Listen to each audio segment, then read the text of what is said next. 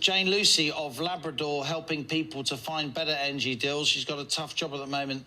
We've seen these energy bosses grilled this morning by MPs, but it is pretty much hot air, isn't it? We're none the wiser where much needed assistance for households opening these often eye-watering fuel bills, wondering how they're going to pay. Who's going to help them? Well, I think it's there's a number of different ways that there can be savings unlocked for consumers. And I mean, we've heard today that, for instance, the Bulb CEO has been continuing to pay himself a £250,000 salary even after the special administration at a cost to taxpayers. Avro CEO paying himself in excess of £500,000 salary.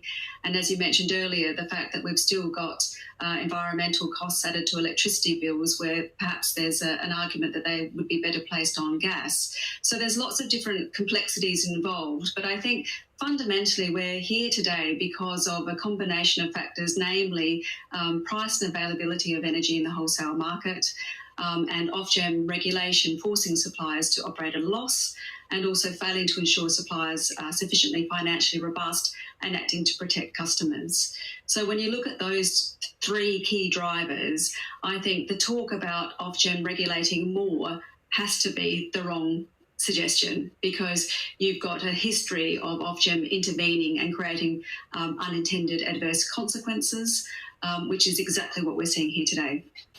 Do you think the public understands what's at stake, Jane Lucy? You're at the front line. You're helping individual households every day trying to cope with these eye-watering bills.